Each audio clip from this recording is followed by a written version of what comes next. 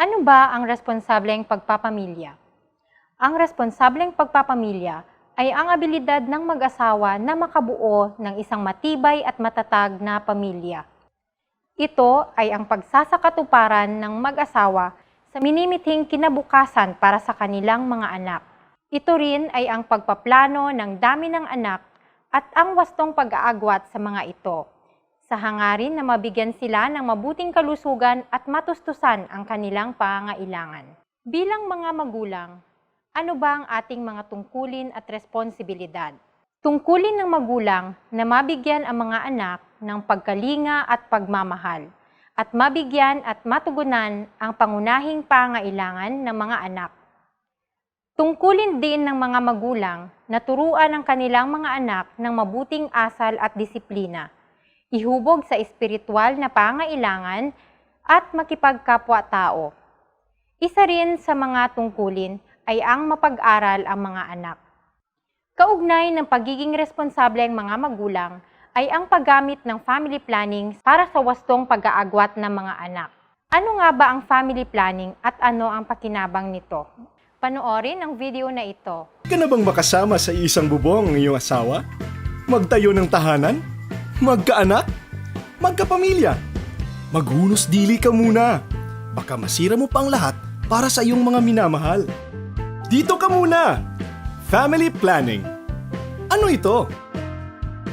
Ang family planning o pagpaplano ng pamilya ay ang kusang loob at mapaniyak na pagsasagawa ng mag-asawa na magkasamang pagpasyahan at pagplanuhan ang bilang ng kanilang magiging anak, kung kailan magkakaroon ng isa pang anak, kung gagamitin ang responsable at legal na pamamaraan upang makamit ang ninanais na bilang ng mga anak o humingi ng tulong upang magkaanak. Ang family planning ay hindi lamang ukol sa mga contraceptives. Ang layunin nito ay nasa kakayahan ng mag-asawa na tiyakin ang kapakanan ng pamilya sa pamamagitan ng pagkakaroon ng wastong bilang ng mga anak ayon sa kanilang kakayahang pinansyal, psikolohikal at pisikal upang makamtan kung ano ang pinakamahusay para sa buong pamilya.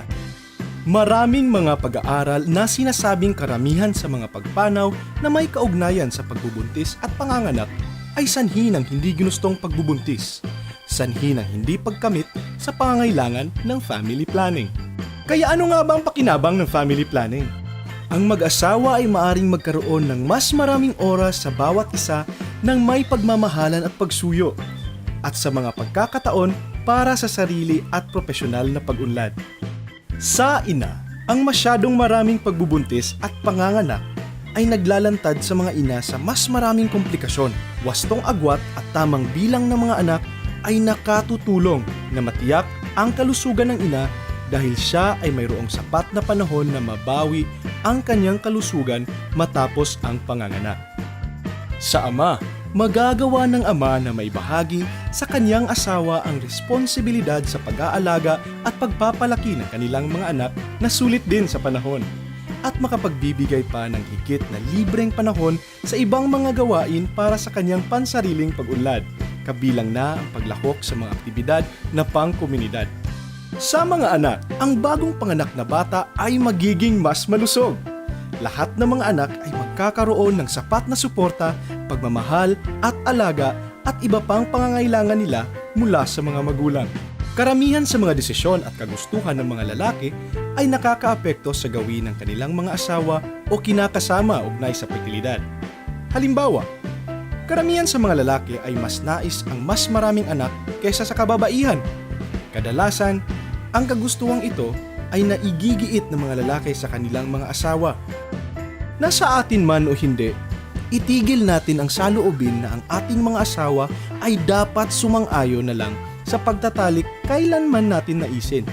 Magsasanhi ito ng hindi inaasahang pagbubuntis.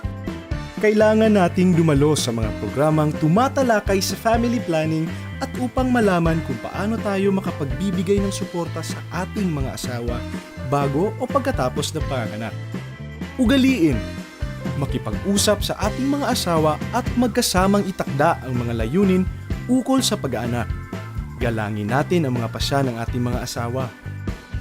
Marapat na alam natin ang ating kakayahan sa pagkakaloob sa pangangailangan ng ating mga anak at pamilya. lagi nating itanong sa ating mga sarili, kakayanin ko pa bang maitaguyod ang isa pang anak? Tayo'y maging huwaran sa ibang mga lalaki, lalo na sa mga mayroong maling pagkakaunawa tungkol sa pagpaplano ng pamilya. Ang mga lalaki ay maaari ding maging buhay na katibayan sa mga pakinabang ng pagpaplano ng pamilya. Upang maayos ang pagpaplano ng pamilya, kailangan alamin kung ano-ano ang mga family planning methods. Una ay ang mga natural na pamamaraan ng family planning. Ang Natural Family Planning o Fertility Awareness-Based Method ay base sa kaalaman kung fertile o hindi ang isang babae. Ito ay epektibo sa mga mag-asawang may kakayahang hindi makipagtalik sa panahong mabunga o fertile ang babae. Ang cervical mucus method ay ang pag-obserba ng babae sa uri ng mucus na lumalabas sa kanyang puwerta upang malaman kung siya ay mabunga at maaaring mabuntis kapag nakipagtalik. Ito ay 97% na mabisa. Sa basal body temperature o BBT naman, kinukuha ang temperatura ng babae pagkatapos ng di bababa sa 3 oras na tuloy-tuloy na tulog o higit pa, upang malaman ng babae na siya ay mabunga at maaaring mabuntis kapag nakikipagtalik. Ito ay 99% na epektibo. Sa symptothermal method naman, inoobserbahan ng babae ang kanyang temperatura sabay ng ilang sintomas na pagiging mabunga tulad ng lumalabas na mucus sa kanyang puwerta, ang pagkirot ng puson at iba pa. Ito ay 98% na mabisa. Ang lactational amenorrhea method o LAM ay isa ring natural na pamamaraan na maaaring gamitin ng mga babaeng nagpapasuso. Sa paggamit nito, kailangang siguraduhin ang mga sumusunod na kondisyon. Una, madalas magpasuso araw-gabi at tanging gatas lamang ng ina ang ibinibigay sa sanggol. Pangalawa, hindi pa bumabalik ang regla. At pangatlo, wala pang 6 na buwan ang sanggol. Ito ay 99.5% na mabisa. Para naman sa standardized method o SDM, ginagamit ang cycle beads upang matukoy ang panahong mabunga o fertile ang babae. Ito ay angkop sa mga babae na may 26 to 32 araw na siklo. Ito ay 95.25% na mabisa. Ang pangalawang uri naman ng family planning ay ang modern artificial method. Kabilang dito ang mga sumusunod. Ang kondom ay isinusuot ng lalaki sa kanyang matigas na ari bago tuluyang makipagtalik. Hinahadlangan nito ang pagsanib ng punlay ng lalaki at ang itlog ng babae. Kabilang naman sa mga hormonal methods ang pills, injectable at implant o PSI. Ang pills ay kontraseptibong tablet na iniinom na may sangkap na 1 o 2 hormone katulad ng nasa katawan ng babae. Ito ay ang estrogen at progesterone. Pinipigilan nito ang ovulation o ang paglabas ng hinog na itlog mula sa ovaryo at pinapakapal nito ang cervical mucus upang hindi makapasok ang sperm cells sa uterus o matris. Tulad ng pills, ang injectable ay may sangkap ding 1 o 2 hormone kung kaya't pareho sa pills ang ginagawa nitong aksyon sa katawan. Ang implant ay isang maliit at malambot na tubo na nilalagay sa ilalim ng balat sa tagong bahagi ng braso ng babae. May hormone na progestin ang mga tubo. Pinipigilan nito ang pagbubuntis sa loob ng 3 taon kung kaya't kabilang ito sa mga long-acting method. Pareho din sa pills at injectables ang ginagawa nito sa katawan. Tandaan na ang maaari lamang magkabit ng implant ay ang sertipikadong health worker. Isa din sa mga long-acting method ang IUD. Ito naman ay nilalagay sa matris ng babae upang hadlangan ang pagsanib ng punlay ng lalaki at itlog ng babae. Ito ay lubos na ligtas at tumatagal hanggang 10 hanggang 12 taon sa loob ng matris. Para naman sa mga permanenteng pamamaraan ng family planning, mayroon tayong BTL o ligation para sa mga babae at non-scalpel vasectomy naman para sa mga kalalakihan. Ang BTL o kilala sa tawag na ligation ay ang pagtali at pagputol sa dalawang anurang itlog o fallopian tube ng babae. Para naman sa mga kalalakihan, ang non-scalpel vasectomy ay ang pagtali at pagputol ng anurang punlay na dinadaanan ng punlay o sperm ng lalaki. Ang family planning ba ay isang uri ng abortion? Hindi.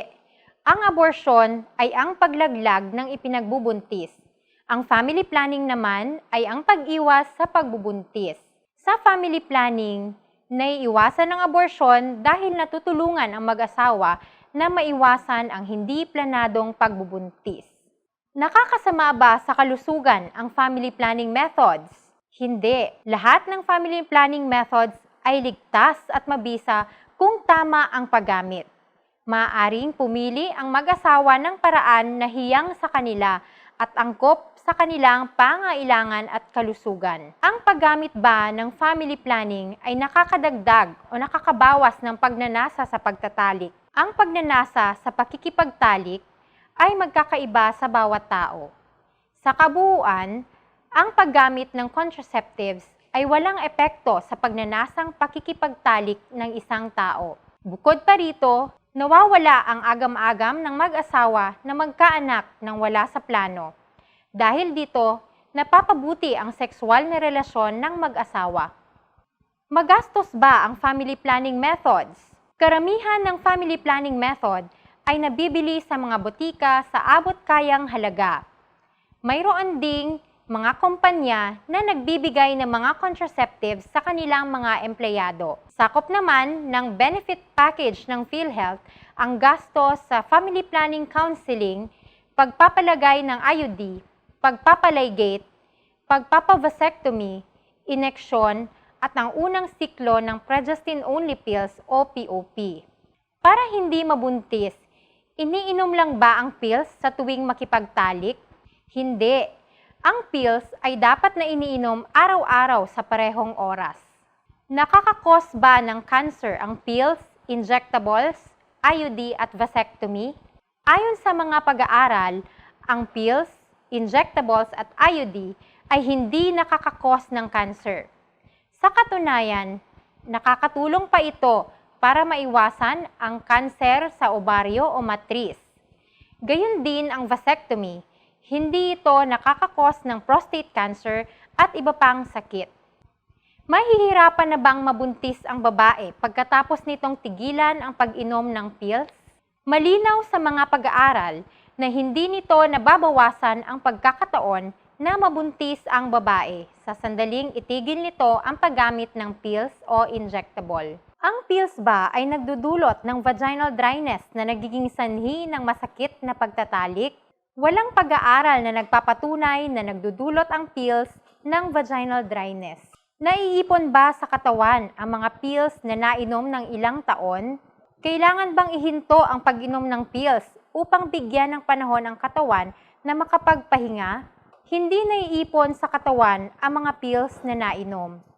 Ang mga pills ay natutunaw at inaabsorb ng katawan na ilalabas din ito sa katawan tulad ng sa mga gamot o anumang pagkain.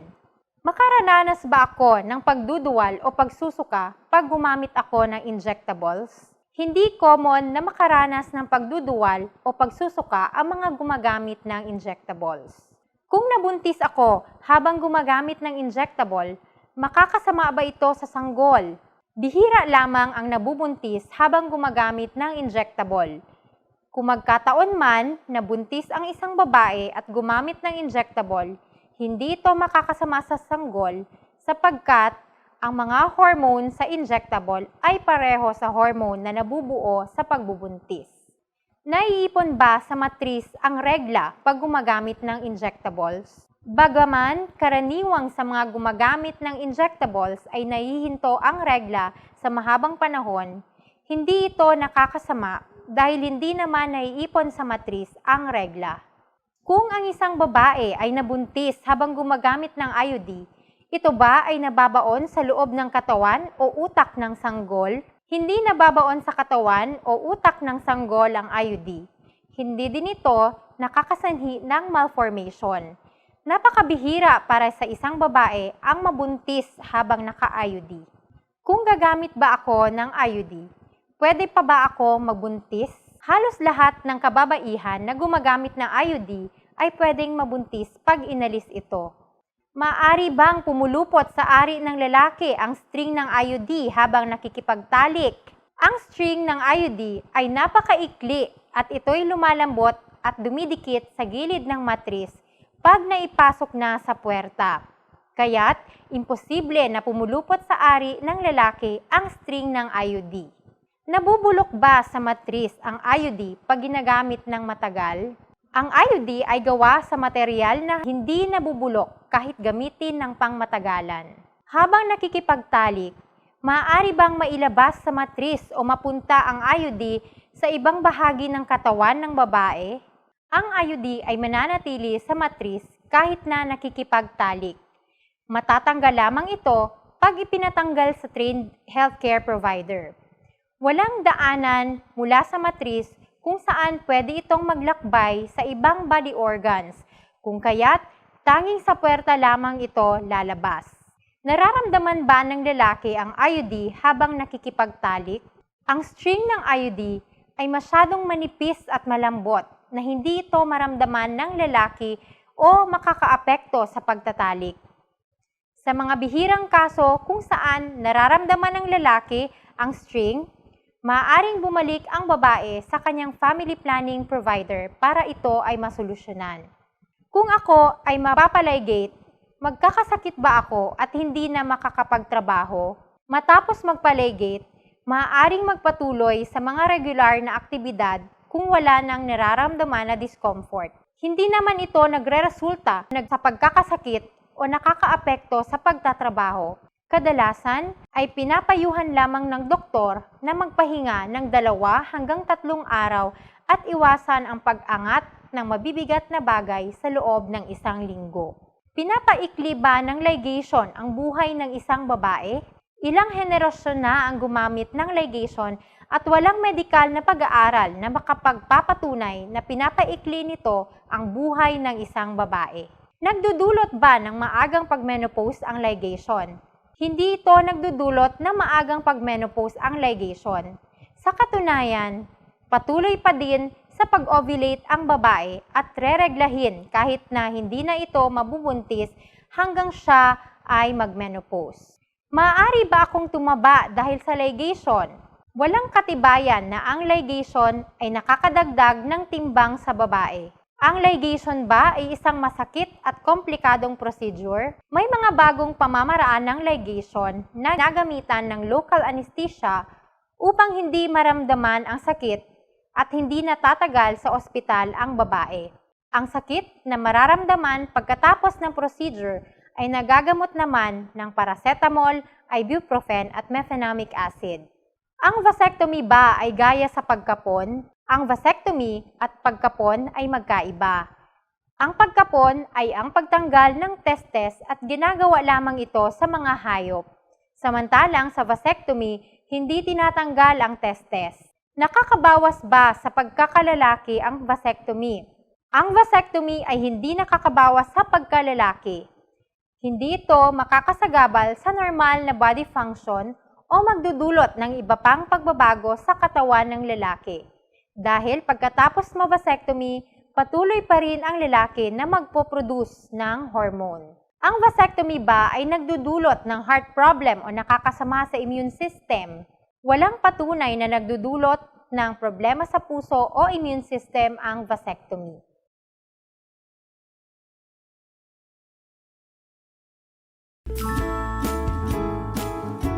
Ang kung gamit gid IUD, ma'am, di kailangan gid na mo magplano para di na gid masundan, ma'am.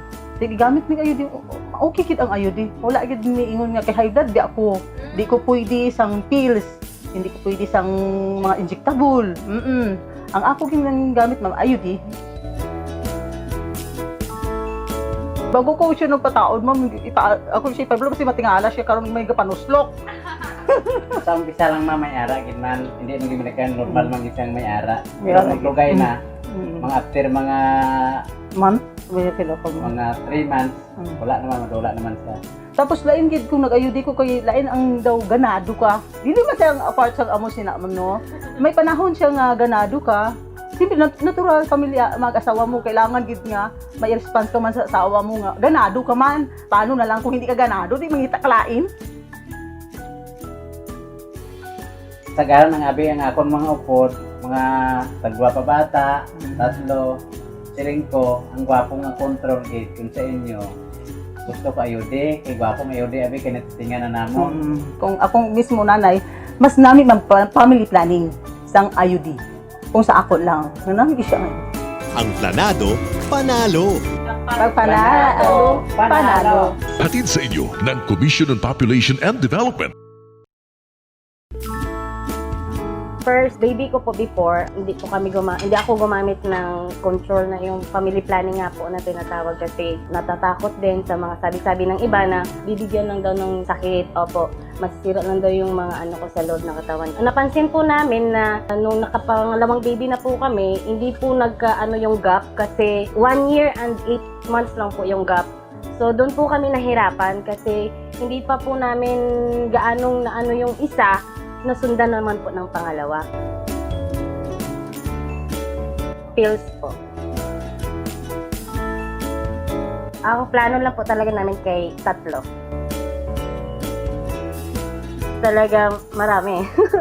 Una-una sa sarili ko, talagang nakapag-ayos. Yung dati kasi pabaya lang, lalo na ano lang, may anak ka kasi tapos bahay ka lang, anak, bahay, ganun lang. Kaya ngayon, nga, nagpisa na akong mag-control, gumamit ng family planning, talagang naano ko na kasi yung anak ko. Talagang nabigyan ko rin ng attention, then yung sarili ko hindi ko na napabayaan, lalo na kay mister.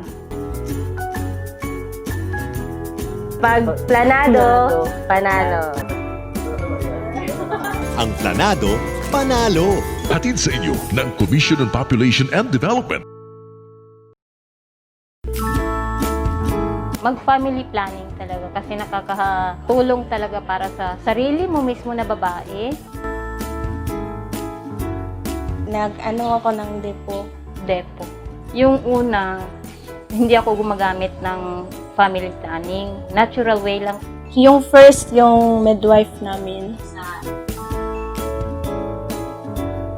Tumaba ako. Isod na kumukaon.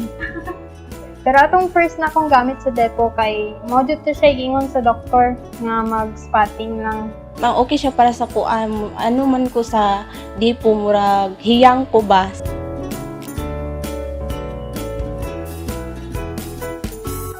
Yung paggamit ko ng family planning, nakaka-join na ako ng mga activity sa LGU dito sa amin. Ma-enjoy naman mong adlaw-adlaw nga pag-uban. Adlaw-adlaw. Kada oras. Kada oras ito mag-uban. Gusto punta na ako ipadayon akong pag-eskwela kay bata pa man ko. Kining nindot jud na magamit ang family planning. Ang planado, panalo. Kapag planado, panalo. Kapag planado, panalo. Pag planado, panalo. Hatid sa inyo ng Commission on Population and Development. Ako po si Annalisa Cafe. Ako po si Mary Jean Reyes. Ako po si Rodney Reyes. Yung gamit ko po ngayon ay yung bilateral ligation. Ligate po. Ayon sa iba, yung sabi-sabi nila, yung sinasabi nating na sa tingin ko hindi naman po yung totoo. Maskin nalay gito wala man kung may na siya na gina. Kaya muna mami kay ang imo anak, wala na nadugangan, nauna. Kaya hindi man makaya ako magdamo na. Kasi wala naman kaming alalahanin na baka masundan pa ulit. Ligation kay hambal nila daw kung malaygit ka o muna magmanyak magano daw, pero ang sa akon testimony wala man may nabatyagan, okay man ang lawas kag importante gid mag family planning. Walang masamang maidulot sa kanila na baka mabuntis ulit. Kumbaga unlimited na po siya. Hindi unlimited sa pagganang Siyempre, bilang mag-asawa, normal na po yung nagkatali kayo kung kailan nyo gusto. Ang planado, panalo. Kapag planado, panalo. Kapag planado, panalo. Hatid sa inyo ng Commission on Population and Development. Sa support family planning kasi as a father, kailangan natin ng proper spacing sa ating mga anak para masuportahan natin sila ng mas mabuti. Nag-usap kaming dalawa na 4 na yung anak natin. Kung hindi tayo mag-family planning, masundan na naman yung anak natin. Hindi magdami yung anak natin. Yung unang-una talaga is the implant. Almost 3 years. Ginagamit ko po ng family planning yung implant. Implant is the best method for me. Sa akin naman sa implant, only spotting lang, hindi yung regular utilization. So, okay lang naman. Hindi siya masyadong hassle. Hiyang ako sa implant.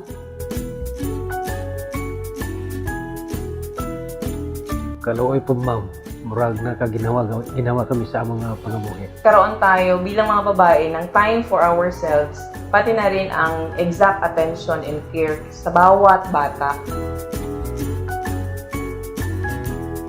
Siyempre, laging panalo, no? Kasi siyempre, planado tayo. Kapag planado, panalo. Kapag planado, panalo.